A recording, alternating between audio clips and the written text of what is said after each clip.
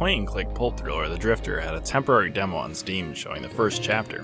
His demo was a part of several indie games being featured after the Game Awards in December 2019. As someone who hasn't played many point-and-click games in my life, I didn't expect The Drifter to hold my attention. As a society, we're so focused on constantly moving and have a shorter attention span as a result.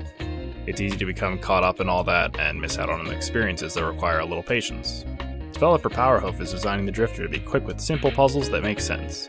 The first chapter included in the demo clearly shows that. My lack of experience in the genre didn't prevent me from completing it, even if it took a little bit longer. Bending down, I shake him by the shoulder. Hey, I fall back as the iron bar whistles past my face. Hey, watch it! Quiet! You'll get us killed again! You've lost it, mate. Character Mick Carter tells the story of the Drifter as he narrates every little step of the journey. Carter is headed home for a funeral when a mysterious murder happens right in front of him. The 2D game kicks off with a murder, a mysterious plot, and an attempted murder on Carter. The monochromatic green colors, with a focus toward darker tones, tell a story of their own. The grid of a dark underpass fits right in with the color scheme Powerhoof chose. One of the highlights of the Drifter already is how immersive Carter's narration is. His point-and-click adventure feels like a movie from his perspective. It's easy to experience every moment as if you're personally there instead of Carter. The developer's writing is worth praising as it feels like Carter is a writer himself. He explains every situation in such great detail without it feeling overdone. To be fair, being thrown into the middle of a huge mystery is likely to be an interesting story. But people on the street been getting crazy, eh? Nothing new. Not like this, Mick.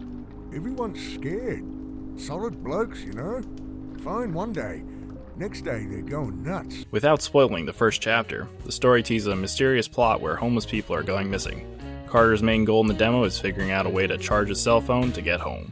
However, the odd plot leads to an interview with a young reporter and chatting up an old friend. Overall, for someone who doesn't play point-and-click games, The Drifter jumped to the top of my list. There were a few times I couldn't figure out what to do in the demo because I had to revisit the actions I took previously. For example, finding new information and having to look at my backpack after establishing it was useless beforehand.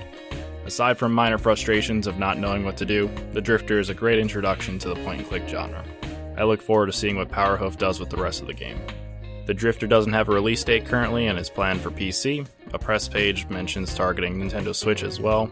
I hope you enjoyed this video from Slither Games. If you have any comments, be sure to let me know below. Thank you for watching. Hello?